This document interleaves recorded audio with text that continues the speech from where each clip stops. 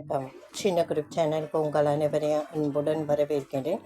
இன்றைய ஆன்மீக தகவல் ஸ்ரீ அன்னை ஸ்ரீ பகவான் அரவிந்தர் பற்றிய தகவலை தான் நாம் பார்க்க போகின்றோம். அன்பர்கள் அனைவருடைய பிரார்த்தனையும் ஸ்ரீ அன்னை ஸ்ரீ பகவான் அரவிந்தர் திருப்பாதங்களில் சமர்ப்பணம் செய்கின்ற நம்பிக்கையான நியாயமான பிரார்த்தனைகள் நிச்சயமாக கைகூடும். முயன்றால் முடியாதது ஒன்றும் இல்லை. எப்பவுமே முயற்சி செய்தால் நிச்சயமாக நமக்கு தோல்வி என்பதே கிடையாது. ராமபுரம் கிராமத்தில் போர்க்கிணறு தோன்றதுக்கு முன் வராத போது ராமசாமி முன் வந்தார். அவரால் முடியும் என்றால் என்னாலும் முடியும் என்று அனைவரும் முன் வந்தார்கள்.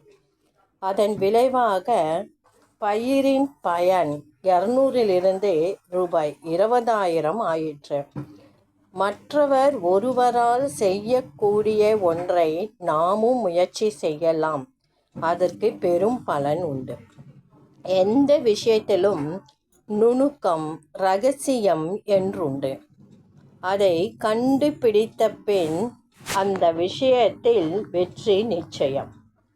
5ஆம் வகுப்பு படித்து தமிழ் ஆசிரியராக இருந்த ஒருவர் BA பட்டம் பெற 1950 பிரியப்பட்டார். விளைவு அனைவரும் அவரை கேலி செய்தனர். முயற்சியை கைவிட்டு விட்டார். அடுத்த ஆண்டு அவர் ஒரு இளைஞரை சந்தித்தார். தாம் கைவிட்ட எண்ணத்தை அந்த நபர்கிட்ட சொல்றார். இந்த மாதிரி நான் ஆசைப்பட்ட மேல் படிப்பு படிக்கிறதுக்கு எல்லாரும் என்னை கேலி செஞ்சாங்க, அதனால நான் அதை கைவிட்டு விட்டேன் என்று சொன்னார். அவரிடம் சொன்னார்.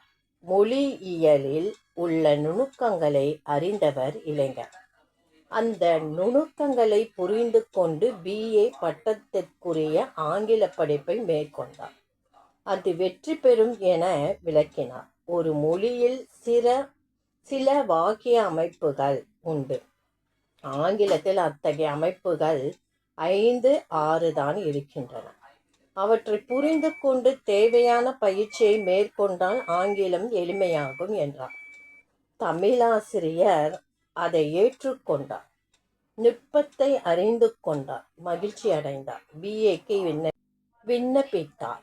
பயிற்சியை மேற்கொள்ள மறுத்தார். 2 முறை தவறி 3ஆம் முறையாக பட்டம் பெற்றார். பின்னர் MAயும் பெற்றார். அப்புறம் BTயும் பெற்றார். தலைமை ஆசிரியரானார். விருதும் பெற்று ஓய்வும் பெற்றார்.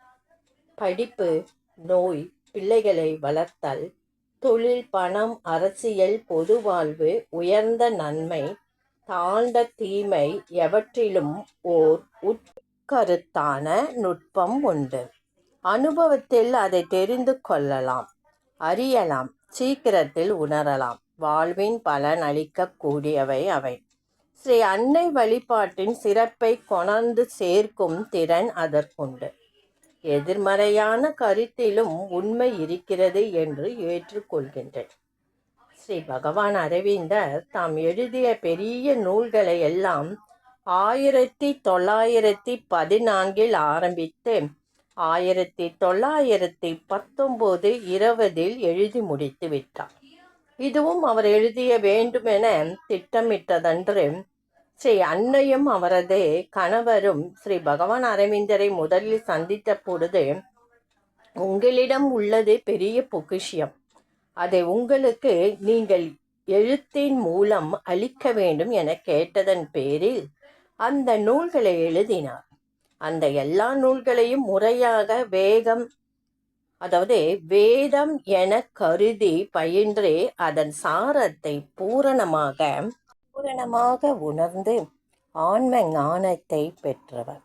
ஒருவர் ஸ்ரீ பகவானுடைய சிறிய நூலாகிய கருத்துகளும் பொன்மொழிகளும் என்ற கருத்துடைய தலைப்பில் உள்ளதை படித்தால் ஸ்ரீ பகவான் அரவிந்தருடைய மூல நூல்களின் பல ஆயிரம் பக்கங்களில் உள்ளதை 40 வரிகளில் இங்கு கூறியிருக்கின்றார் என்பது விளங்கும். இந்நூலை மட்டுமே ஸ்ரீ பகவான் எழுத விரும்பினார். ஆனால் 1913 இதை எழுதி இருக்கின்றார். மேலும் அவரது மூல நூல்களில் இல்லாத சில பெரிய கருத்துக்களையும் இதில் கோடிட்டு குறிப்பிட்டிருக்கின்றார். இந்நூலை எழுதி 7 வரி பின் சேர்க்கையாக உள்ளது. அதில் முதல் கருத்து, நான் சொல்லியவையெல்லாம் உண்மையானாலும் இவற்றின் எதிர்மறையும் உண்மையே என்பதுதான். இந்த பதிவு உங்களுக்கு பிடிச்சிருந்தால் லைக் பண்ணுங்கள், ஷேர் பண்ணுங்கள், சப்ஸ்கிரைப் பண்ணுங்கள், கமெண்ட் பண்ணுங்கள். நன்றி. அடுத்த ஒரு ஆன்மீக தகவல் இதை விட சிறப்பான ஒரு தகவலை பார்க்கலாம்.